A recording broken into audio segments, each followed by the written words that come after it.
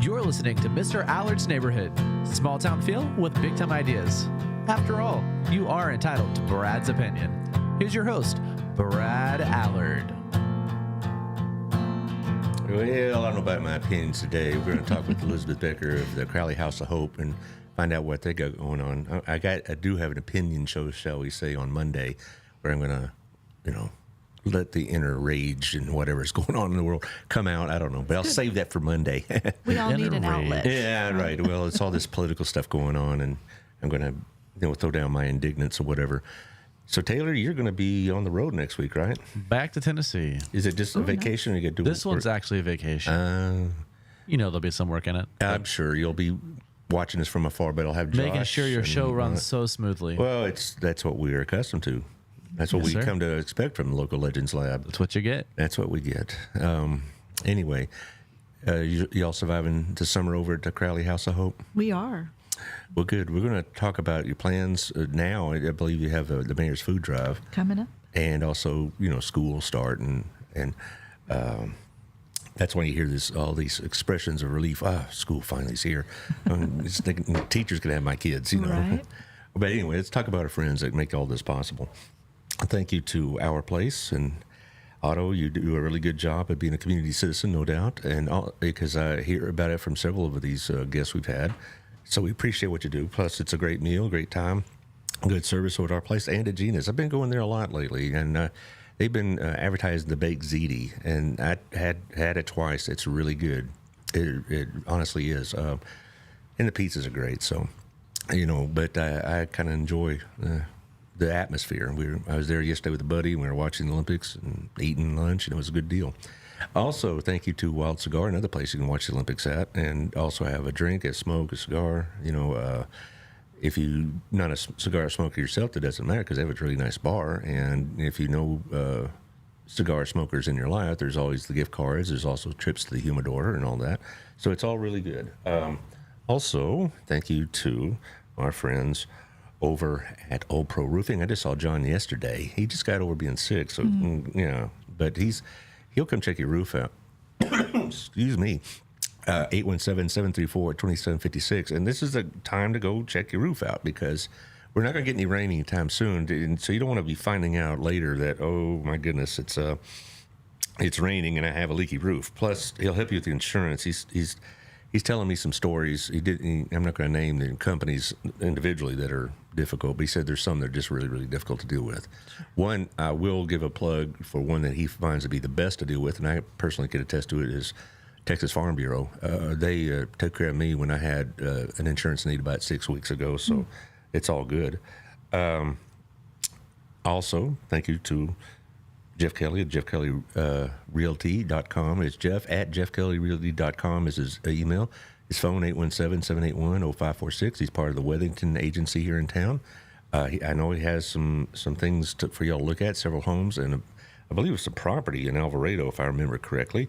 So he's got some stuff for you if you have the desire to move within Burleson. And you'll be surprised how many people move but stay in the area, right? It isn't like always moving out of town or whatever else. Because there's always, downsizing, upsizing. Well, that's what my parents are doing. Mm-hmm. I mean, they're getting at a certain age that they just don't want to take care of the house as much as a house could require. So they're moving to a much smaller home, and they're happy about that. That's good. Yeah, I don't know if we'll ever do that because we did all this renovation on our house, and they're going to have to carry me out first because after all we went through to get this renovations done, it's we're going to get as much out of it as we can. Also, our friends at the Railroaders, they got the week-long series going on. They have games tonight, tomorrow night, Sunday night, Saturday night. The next one is going to be Grandview Team Night at the Railroaders on August 9th. Kay Goodell and her crew over there do a lot of stuff with the community. You did something just recently, right. Did you? We were one of their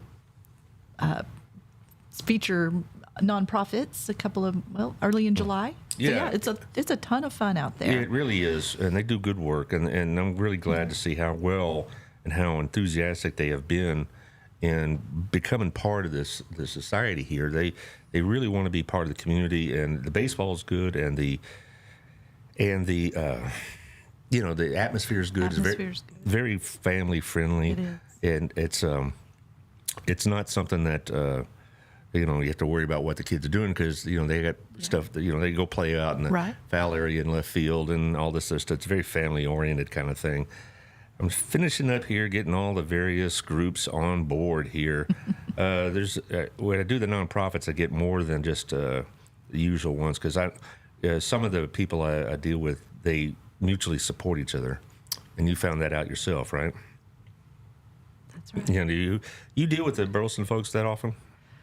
We do serve a lot of Burleson families, and we do communicate pretty well with nonprofits in Burleson. So specifically Harvest House and Center for ASD and a few other places. And so we're always happy to join together and partner when it's possible, because it tends to not only be more beneficial for those we're serving, but it also is mutually beneficial to the organizations. Stretches our budgets and and our resources just a little further when we can come together. But we were talking about this earlier. I'm going to sit a little closer to the mic. We were talking about this earlier. Y'all have probably a lot of mutual clients, so to speak. People. It's not so much they make the circuit. They make it sound like it's some sort of operation. But Right. you come to your place. There is a limitation, Right. like all of them have. You can't have them come in and clear out the shelves. But what is your limit? Would you say? We are in our food assistance programs. Families are eligible one time a month, and so I always kind of liken it to going to the grocery store. Right? I wish I only went to the grocery store once a month, but that's a frequent trip, right? And so it's the same thing for the families we're serving. They too are visiting somewhere, frequently for food. And for many people, especially in this current economic climate, they're utilizing food pantries to help stretch their budgets, right? So we are seeing families who probably have also visited pantries in Burleson, pantries in the southwest part of Fort Worth, and so they are using food pantries just like I would, go to the grocery store. Obviously, we don't have everything a family might need, but Harvest House may have something that we don't have. And so folks may check that out as well to help kind of stock their pantries as best they can. And so that it's good. We, we in a lot of ways don't have a lot of control over our food stock as much as we would like to be able to control that. We're limited in that area. And so we might not have, like today, I can, sadly say we don't have a lot of fresh produce. Yesterday we had a great deal of fresh produce, but today not so much. And so the stock fluctuates. And so when people come, they're going to see, oh, there's not a lot to select from. Maybe I need to visit one more place before I make it home to see if I can pick up a few more things. So I think that's a pretty common, it's unfortunately a common occurrence, but I think it's people doing what they need to do to take care of their families. Right, and so again, we don't want to imply that there's some sort of operation going on, but again, with the limitations we have, like yesterday, not yesterday, Monday, I was at Promises. And there were people shopping, and they're going out with a full load, and it's great. I love it. Yeah. But that full load with two kids was this particular situation I saw. This was, I guess, single mother. Maybe her husband's working. I don't know. But it was just a mother by herself with her two kids, and they had a basket full of groceries. How long is that going to last? 8 days, 9 days at best. Right. And so, and then you talk about the food stamps. I want to ask you about that in a little bit as well. But maybe on food stamps. Maybe they're not, because they're not. And it's maybe because they don't. I'm sure y'all do the same. I know Promises and Harvest House do not ask for citizenship papers and things of that nature. No, we do not. They just show up and you do your process and you don't even ask about what their status is, and so they may not have any government support and all this. And but if they do, we were talking about earlier before the show how much variation there is and how much one gets. Not that this is a ongoing problem, because I talk to the Promises people and they say it's not, but they have personal shoppers with them, help them make choices and all this. It's not so much they're monitoring or spying on them or anything like that, but some of these people, particularly those that are maybe new to the country, don't know what the procedure is. Right. You know, what am I allowed to take? How much am I allowed to take? And so they're there to kind of help them with that. Yeah. And they also, and as a side issue, Promises being a faith-based organization, if the client wants that, we will provide that kind of spiritual, support, prayer, etc. Now, it's not a prerequisite in your place too, right? Right. No, it's really about relationship building. I always, like to talk to folks about the fact that I think I know what people need, right? But I don't really know until I get to know somebody. And so when we spend time with a family, kind of in the setting you're talking about as a personal shopper, in the case of Crowley House of Hope, we have volunteers sort of strategically placed in that shopping area, and they're help there. They are there to help guide families through that process. But it really is about getting to know them, and it's only then that we can probably really do a better job at change that is meaningful and more impactful. I've had instances when I've talked to a family, and I'm like, well, wow, I can do this for you, and this gets you way past this hurdle, and then you're going to be okay. So, for instance, in a lot of our financial assistance work, we see families with very specific moment in time crisis, right? So, not ongoing issues, right? These are something that's happened that's caused, but crisis tends to last several weeks, right? The ripple effects of whatever's happened can last for a good little while. So it's much easier for me to say, listen, let's get you food weekly for the next 6 weeks and get you beyond this hurdle. You're back at work, you're going to be able to catch up on bills, and I'm going to put food in your house. So we have the luxury of making those kinds of decisions, and it's only because we've gotten to know that family intimately. We understand their financial situation in a much deeper level, and can make those kinds of offers of assistance to them. And at that point, those families especially are better. In 6 weeks, things are better. They're not using our services. They're back on track financially. And all I did was put, a couple of 100 pounds of food in their pantry over a period of time. Right.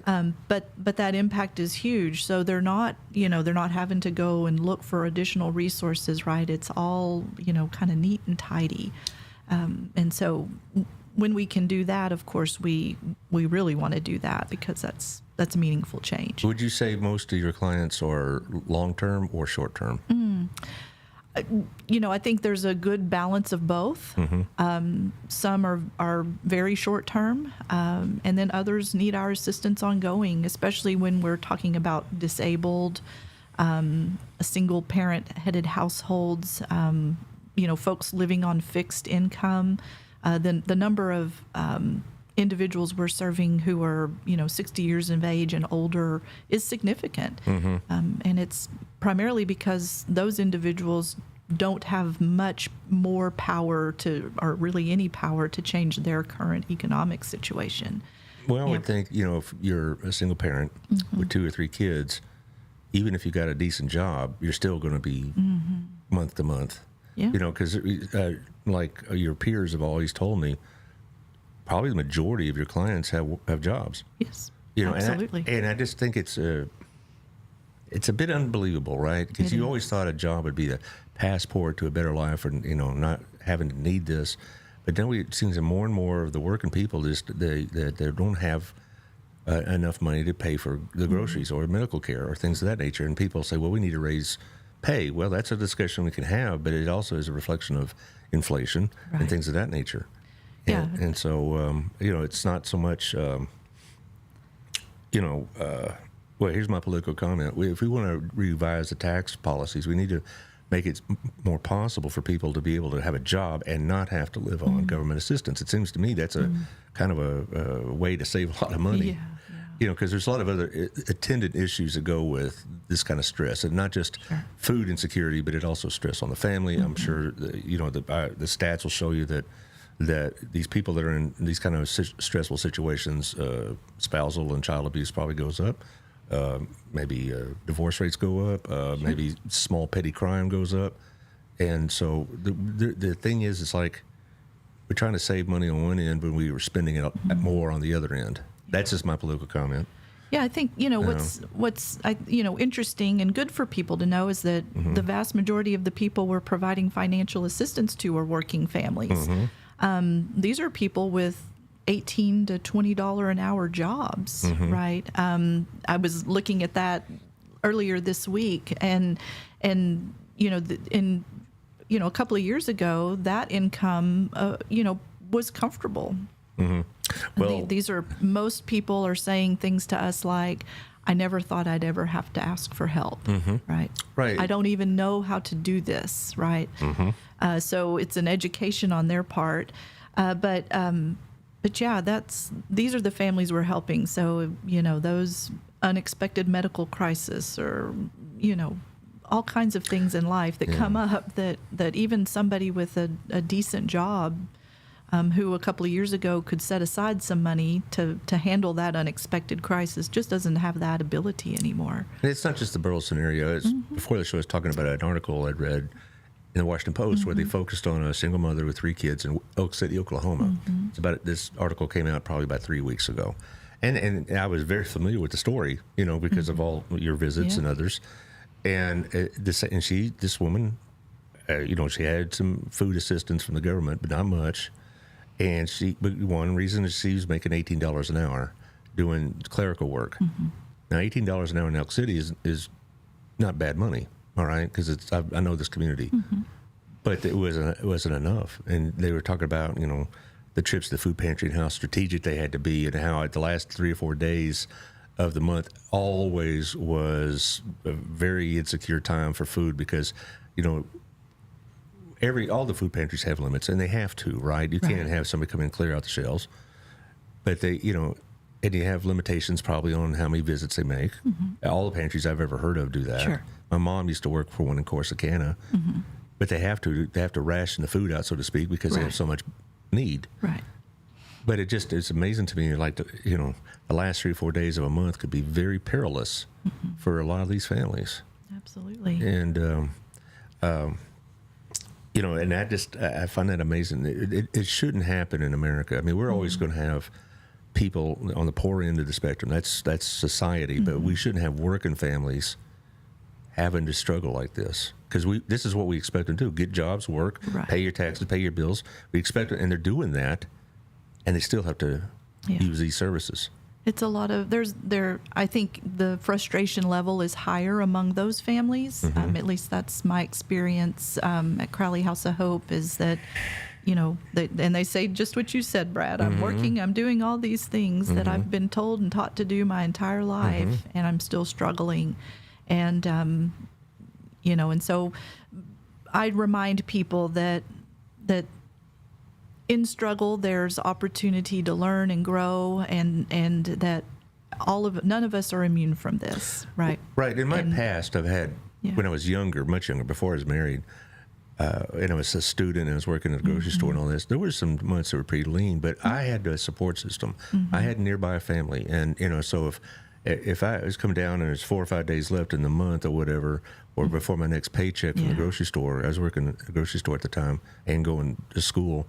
I knew I'd go to my parents. They lived over in Dallas. It's a 40-minute drive. My mom, she'd come over and have dinner. Oh, I made it too much roast or whatever. Stay at home with you, that kind of thing. Yeah. So I never feared being without food because I knew where I could get it, and because I had family to support. But a lot of these people don't have family here, right? Or their family may be in the same situation, right?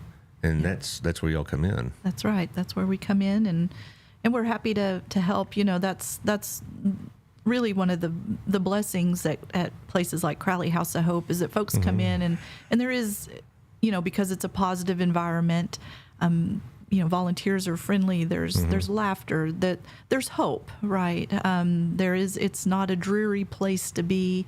We try to keep it light and as stress-free as possible for individuals and families. But yeah, there is joy and there is hope, and well, it's a good name for your institution, House of Hope, because a lot of people go in there, they probably are lacking hope.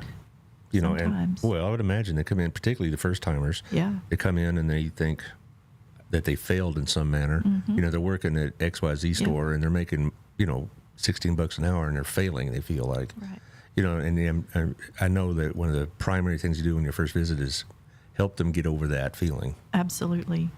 I had a young woman a couple of weeks ago that just mentioned that she was so thankful that she was treated like a human, right? A lot of, especially in government type situations, you're a number on a piece of paper. I've never seen that in a nonprofit like Crowley House of Hope, but when you've dealt with that enough, you start to feel that way. And she came to us, and even though our assistance was limited for her, she still walked away feeling like somebody listened to me, somebody heard me, somebody cared, and our hope is always that carries her or whoever through to the next place or next just through the day. Assistance, through the day, right, through the next few minutes. Now, even. When somebody comes to you for the first time, it isn't like, go shop, have a good time. There are some procedures. What are those procedures? Right. We do have to ask them to fill out a form. We at Crowley House of Hope is a partner agency of Tarrant Area Food Bank. Some of the food we distribute are USDA commodities.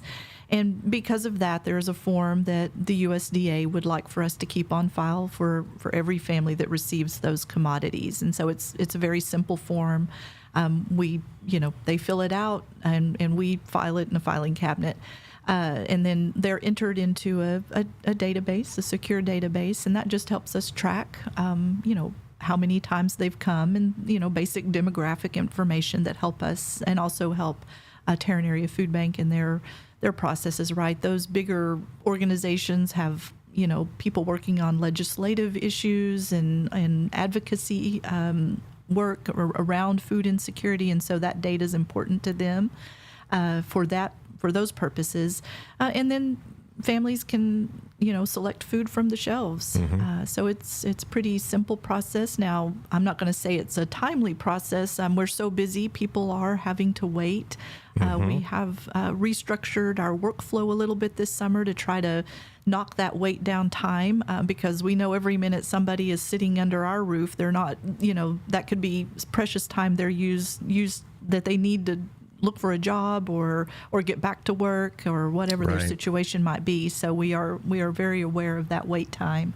But it's a pretty straightforward, simple process. Financial assistance is a little different, of course, but that tends to be a one-on-one interaction. And so take those as they come in. When I started talking to you and your peers in this field, one of the questions I had is, how do you tell if the person really needs help or they're just looking for free groceries? And they said it's very easy to spot, and it happens very, very infrequently. Yeah. It almost Jennifer and Debbie, your peers in this, said it hardly ever happens. No. It's almost, I caught them by surprise with that question because it's like that's not what happens. Yeah. Maybe they may do some with the government about food stamps, but that's their problem. I'm saying, but y'all. Right, we don't. Right, I would challenge anybody who might think that way to come stand in this line and see how much fun it is. It's extremely vulnerable. It's extremely humbling, and I don't think most people are going to do that just for the fun of it. Oh no, or just for a free sack of groceries. Just for a few free sack of groceries.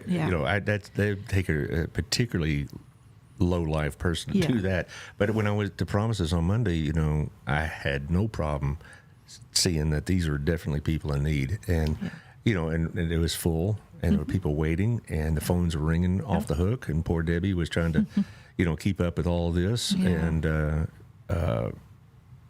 it's happening at your place, it's happening at Harvest House, it's happening in other places. Yeah, I think, I mentioned this earlier. I think one of the kind of the interesting things we're seeing that we haven't seen, much up until about the last 6 months ago are the lines forming early. Crowley House of Hope food pantry doesn't open until 11. We often have people in line at 8 o'clock.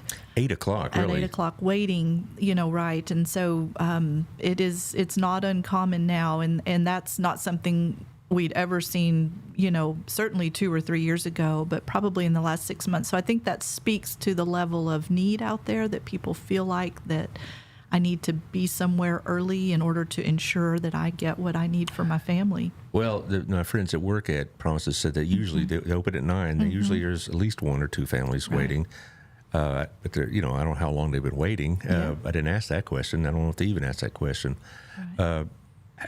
As far as how you have to ration the food out. It's sad to say, Sure. but that is the situation. You have limited resources, and the needs just keep growing. Right. How do you keep somebody from overstocking themselves, so to speak? Yeah, so I think it's awareness by our volunteers, to be watchful for that, and then to have a conversation. There may be something going on with that family that. Which often is the case, right? Either there's a lack of understanding about how it works, and so they just need to be oriented to the system, which most people are very happy to comply with. Oh, sure. But then there could be something, and this is how we kind of train our volunteers. I see you've taken 4 when we've said 2's the limit. Can you help me understand? Is there something going on you need? And sometimes people will say, well, maybe they've got a health issue and they've already scanned the aisle and they're like, there's not much here that I can use, but this I can. And in those cases, we generally say, okay, good call. Right, right. Most people have a reason, and it's a fairly logical, reasonable position they're in, and so I'm just thinking like a single parent.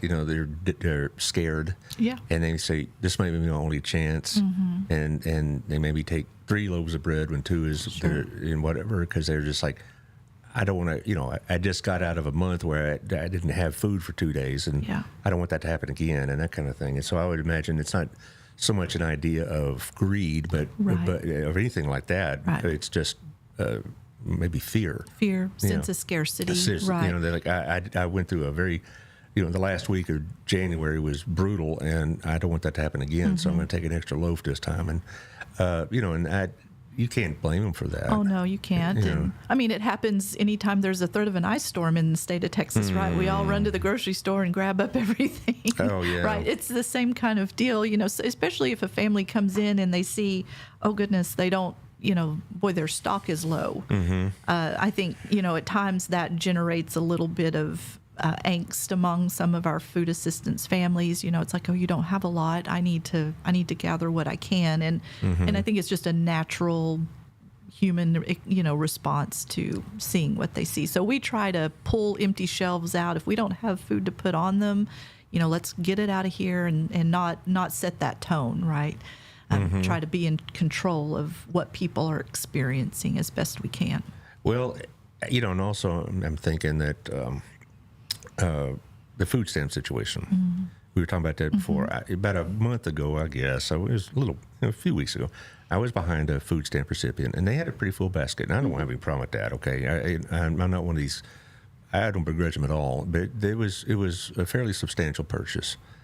Yet I know their stories, and y'all know them, and Jennifer's told them about how, particularly the elderly, it's like $25 a month, and I'm like, and so why are they only getting $25 or $30 a month, and this other group, this family, got like $300 or something? I think the total bill was about $400. All right, and why? And they paid all. Is it still a Lone Star card? I mean, there's some kind of card, but I didn't see it. Right. They called it EBT card. Right. I wasn't paying that close of attention.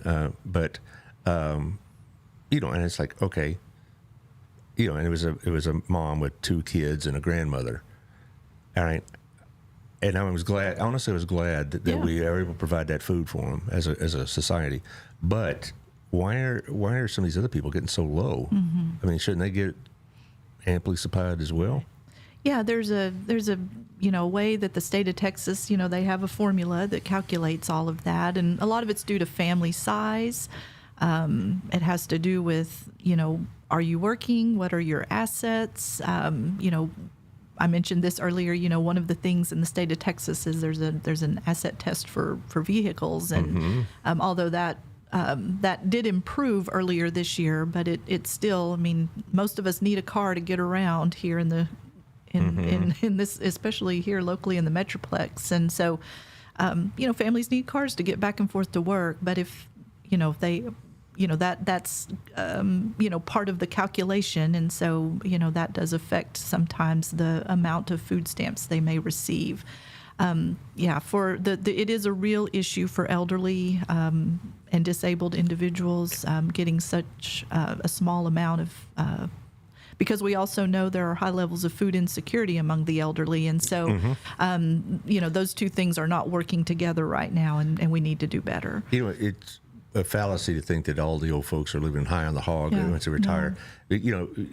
Demographically, statistically, the elderly population plus 65 has the most wealth, but it's so skewed that towards the people with exceptional wealth. So the average is really misleading. It is. There's like a lot of seniors that it's a month-to-month thing, and. Most of the folks we're seeing, they are getting that regular, Social Security benefit every month, $9.47 or whatever it might be for them. But most of them also don't have a 401k they're drawing off of. They don't have a pension. So that's it. And I don't know anybody that can live off of $900 right now. And especially if they're still paying rent or a small mortgage, it's pretty difficult. And I see more and more people working into their 70s. And some of them, it's physically a real burden. It is.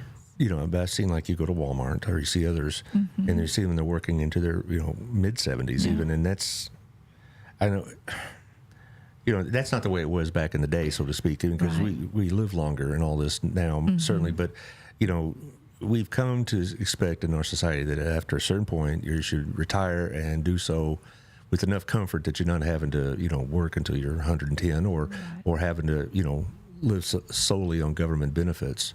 They'll tell you Social Security was never meant to be a full-on retirement program. It's supposed to be a supplement. That's fine, but a lot of the jobs that most people work, or a number of people work, like you said, don't have investment opportunities. They don't have pensions, 401ks.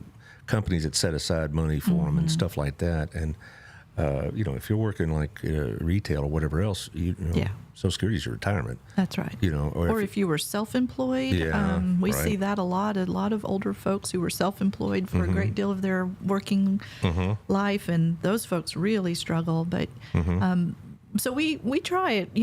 We see younger, individuals who are on Social Security benefits for whatever reason. And so my conversation is always with those folks, you need to figure out how you're going to, if you think living on this is at your age is hard now, it's not going to get much better over time. And, and as long as we are living, you're looking at 20 or 30 more years of struggle financially. And the fact that, they talk about, like in the last year, the Biden administration gave a 3 or 4% raise. What was the inflation rate? Yeah. All right, so what are we talking about? Plus, it's taxable, and I'm not going to get into all the. I'm going to do that Monday as just a little plug, because I saw something in the news that really struck my eye about Social Security. I want to bring that up too, but it's for maybe for these people that are barely making it, they may be below the tax level, but it's still taxing Social Security benefits. Always like. That's kind of a, giving robbing Paul to pay Peter, or whatever that expression is. But that's Monday. But as far as, the food stamp situation, people will see what I saw at the store and see, big grocery cart load of food and think, well, everybody's living like that. And that's just not true. It's not. It's not even close to true. And we don't know how many people were under that roof that $300 is trying to feed. Well, I saw 4 myself, and I have no idea. Right. I didn't say, hey, let me interview you here. Exactly. We're going to ask a bunch of questions to these strangers, ask them, why you need food stamps. I mean, that'd be kind of rude. But you're right. There could be 3 or 4 more at Yeah. home waiting on them. That's right. And so, and it's a monthly thing. It's not like every time they go to the store, they get $300. Right. That's got to sustain you for the month or help sustain you for the month. And so that's where a lot of places like Crowley House of Hope come in, stretch that food stamp budget a little bit. Do you see something coming up in the fall? I mean, I know you have a food drive. Why don't we talk about that? Sure. And then we'll talk about maybe your fall needs. I believe you sent us something the other day. We're gonna have a mayor's fall food drive. So Mayor Billy Davis here, the mayor of Crowley, good friend and great supporter of Crowley House of Hope, is thrown his name and some efforts behind a food drive in the month of October. We have 2 drop-off events right now. There may be more coming. But yeah, this will get kicked off in October. We are probably, Brad, going through somewhere between 7,000 and 10,000 pounds of food in a week at Crowley House of Hope. Maybe a little bit more, give or take, depending on which week of the month it is. But and so if we could gather up a couple of weeks worth of food during the month of October, in addition to what we will normally bring in, that will set us up beautifully for the last few weeks of the year, which tend to be some of our busier weeks. So if you have the ability to participate, you can we're going to have a donation where you can just drive through and drop it off on October 12th at Crowley House of Hope, or across the street here, across Main Street, there at the new Crowley Crossing, they'll be having a fall festival on October 19th. Crowley House of Hope will be out there. You can bring your donation to that event as well, and we'll calculate the pounds and see how we do. It helps when the city is behind it. I know. Absolutely. I know our mayor Fletcher is really a big supporter of the Harvest House. Yeah. And so it helps when that you have that kind of ability to publicize these things. Yeah. Do you need anything in particular, either this week or in the weeks to come? In the weeks to come, right. I mean, we always need food, right? You can always drop off food. Any shelf-stable food products that you purchase for yourself are the same kinds of things families coming to see us also like and use. So that extra bag of pasta or rice, those are easy things, but very impactful. So feel free to drop those things by whenever you can. I try to help our food pantry promises because it's at my church that does it. And I have friends that work there. And I say, well, so what do y'all need this month? Yes. So, right. But they did mention something that I didn't think of, and that's toiletries. Toiletries. Particularly, with school starting, it's one thing for a kid, I'll go maybe a day or two without taking a shower in the summertime. Who cares? Right. Until the wife says, you stink. It's time. But you don't.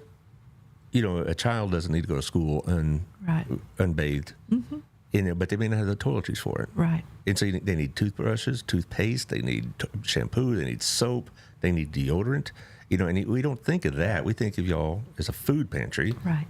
But you have those kind of things on the shelf as well, right? We do, right. We do pretty well with those things through store donations, and we'll have a couple of a monthly food or monthly focus for hygiene items. And so, yes, those items are always welcome and greatly needed as well. To go back to the food stamp conversation, it's good to know that those things are not allowable purchases with food stamps. And so, yet, if you as we do, all buy those products, we all know they are very expensive. And so we see at times families going without just because they can't afford it. Right. Because they think, well, okay, I can either feed my kid or bathe my kid. That's right. And, and that kind of thing. Also, soap detergent for, laundry detergent. Right, laundry, diapers for babies. Oh, gosh, yes. You should talk to our friends over at Next Step. Yeah. They go through an unbelievable amount of diapers. Yeah. So, my goal next time is I'm going to have to remember that because, I'm not trying to toot my own horn and all this other stuff, but it's been laid on my heart that, since I've been doing this show to be a bit more active than I had been. And, and I've gotten more in tune as to what people need. And, you talk about the produce, Right. Apples and oranges are really good because, they were doing, over promises, they were doing the Kids Eat Free so they could put fruit in the lunch sack, which is maybe the most nutritious thing they'll have that day easily. Right. You know, you have something similar to that, right? We do a lot of produce at Crowley House of Hope, and in fact, people will come. You know, they're disappointed when there's not a lot of produce. But yeah, those and again, to go back to it, when you look at your own grocery bill, where do you spend a lot of your money? It's in the produce department. It is not. It's not as. Those items have really increased in cost as well. So, right, produce is important, and dairy is important. It's all good. What I would say, Brad, is you were talking about it was laid on your heart, and I think if everybody just did one little thing, right? I know Harvest House has kind of got their campaign going, and that's the point, power right? of one, yes. That's the point. People think, oh, these problems are bigger than me. It's bigger than anything I can deal with or manage. I don't have the solutions. It's really not. Every small donation has such a large impact, and I wish there was a way to show that to family or to people. But maybe you'll see it in our end of year numbers. But don't hesitate. Don't belittle your own ability to make a difference, because we operate on trust a lot. The shelves are a little bare today, but lo and behold, the line at the donation door is long. And so you can participate in that, and it has a huge impact. It's I liken it to the loaves and fishes, That's because exactly I think, right. it's only $15, it's only $25. But, given in the right spirit, God will bless it and multiply it. And then this power of one, it's going on all this week. That's right. Many of the stores in Burleson have the jars out. I know that Otto has some in both his places. I believe Wild Cigar has one, because, we're made aware of it. But as far as, people think, well, if I'm not giving $10,000, then what good am I doing? And it's like, no, I've learned that this is what y'all rely upon, not just for your budgeting, but because it's more or less a secure source of funding, as opposed to a one-time gift donation that comes out of the blue or something like that. Exactly. Yeah, it's those dedicated monthly donors that are doing $25 or $30 that really, it helps us plan. It helps us predict, funding, and it is your gift, and it is they're all important, no matter the size. When does school start in Crowley? I'm not quite sure. School starts August 13th. Yeah, I think next Tuesday. I think Burleson starts either the 13th or 14th. Does that make a difference because now some of the kids will have meals provided at school? Does it affect your situation? It may affect it a little bit. Kids float around in family units. Maybe grandma had them for most of the summer because mom and dad were working. And we saw grandma in the pantry. We never saw mom and dad. But, we'll see if there's any difference made. I'd like to think maybe it will decrease a little bit, but that remains to be seen. Yeah, so. and I didn't partake in the meals, but I knew what was being served at the schools. And when you're a growing kid, sometimes it wasn't enough, frankly. Right. It wasn't so much the quality was bad, but the quantity wasn't there. And because they, government regulations or numbers or, rationing the food, whatever you want to say. But it's, we shouldn't think, oh, well, thank God they're back at school and they're going to be eating well for at least 2 meals a day. They'll be fed. Yeah. They'll get through the day, but they're growing kids. Any parent will tell you they had growing children in their house. Man, they can go through those groceries. Yeah, pretty fast. My son, in particular, one of his girlfriend's grandmas called him the eatinest boy in Texas, and I said, I guarantee you that's the truth. Yeah. My husband and I, we have 3 adult sons now, right? And I used to be, so sad because I knew I'd never get that wedding planning experience because I didn't have a daughter, and Doug would always remind me, yes, but we're feeding them. Oh, yeah. Oh, yeah. You're not getting out. We're not, right. You spent that money. You just spent absolutely. it on groceries. Well, he's still that way. When he came to visit just recently, my grocery bill went up. It's like, because I had to go to the store and get some stuff. And right. my grocery bill went up like $110 just because of a 2-day visit Yeah. from my son. Yeah. And I thought, well, maybe I'll have food left over after he leaves. Nah. It's gone. Yeah. Plus you talk about the cost of food, et cetera. We've talked about it many times before, but, so going into the school year, this is just what I'm gathering. Do you also need for donations food that's portable, not just for the shelf, but like food that kids can take to school? Right, yeah. So that's always a good thing is, as parents maybe pack lunches. We don't have a specific feeding program. Before COVID we did, but that was replaced with something else, post-COVID, and so we never returned to that program. Schools figured some things out. But yeah, anything that's good for snacks after school or to put in lunches, those things are always welcome. And you're right, kids are home in the evenings, they're home on weekends, and so they're still going to be eating plenty at home. Right, and what I was told is what's helpful is containers that kids can access, open themselves, Right. put in the microwave, because even small children know how to probably operate these Kids things. are at home alone after school, but Right. Until mom or dad get home after work. So yeah, something quick and easy they can They safely like those prepare. macaroni and cheese cups. That was one. Yeah. Also, canned meat. Right. My friends say canned meat. Tuna. Tuna. And it's a big thing because it's very easy to make. You open it up, put some mayonnaise in it, you're good to go. Yeah. But they also, Boxes of cereal, right? And kids, a bowl of cereal is a great snack. So well, you talking about little the big things like boxes that. or the little Well, ones? Both, either Okay. or, yeah. Okay, So- because those boxes probably are not enough to feed. Probably not. But they are good snacks. Yeah. But they tell me also that the big boxes of cereal, they'll go quick off the shelf, and they'll They go do. quick at the house too. Yeah. So there's some things I've learned in when I go shopping at Sam's or something like that. Look for the deals, so to Right. speak. Look for the specials. I tell you, one good deal is they have Barilli pasta. These 6 boxes, and they're big boxes for a well-feed meal. It's like $9, and pasta goes a long way. It does go. And Yeah. you can do stuff with that, and the produce at Sam's. The bag of oranges. They really like oranges because they're portable. Right. And they're so the kids during the school year could take it to them with their lunch if they have a lunch, or they could take it to them at least as a snack, Right. or they can snack on it at home. And so the oranges, but cuties or navel Yeah. oranges, they just that's a really good deal. That's it. Yeah. Apples, Right. things of that nature that don't take a lot of prep work, and so I'm learning. Yeah. Yeah, and it's important to also think about the health of families, right? We the health disparities among the low income are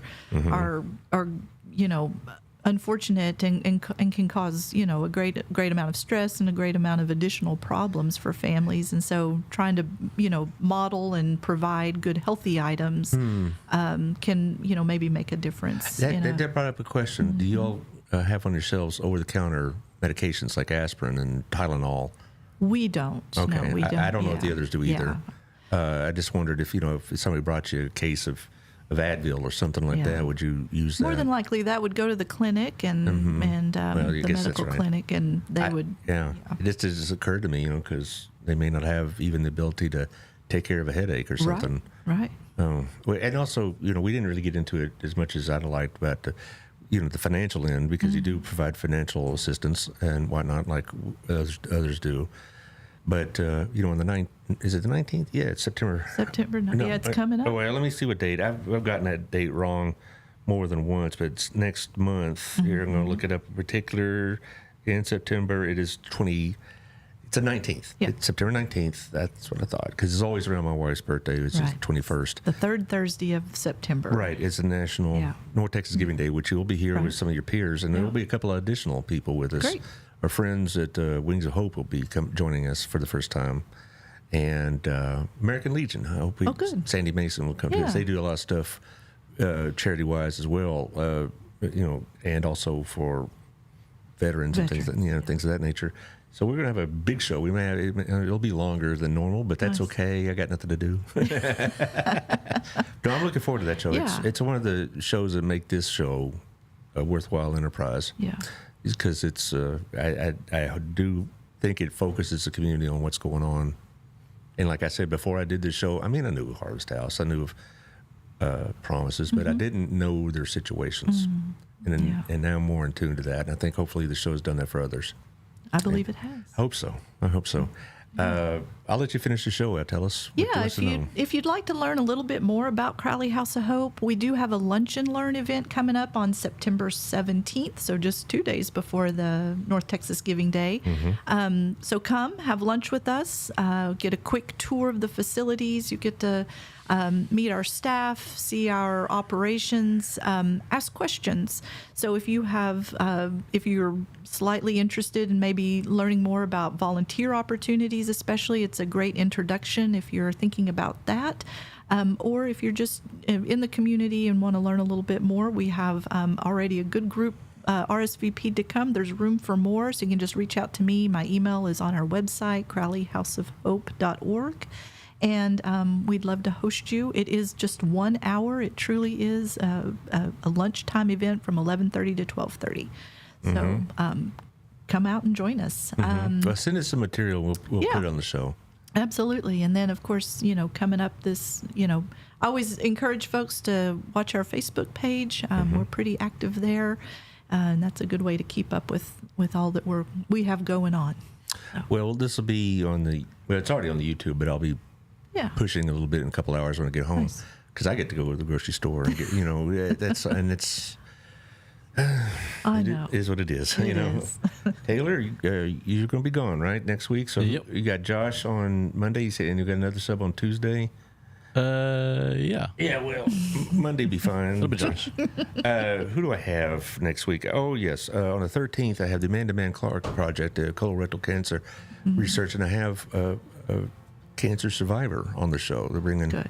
a friend, a daughter's, say it right, a daughter of my friend, that's what I meant to say, who survived colorectal cancer. She's going to talk about what that meant. Yeah. Good for her. So that's a good show to watch on Tuesday because, a lot of guys Yeah. like me say, colonoscopy, I don't want to mess with that.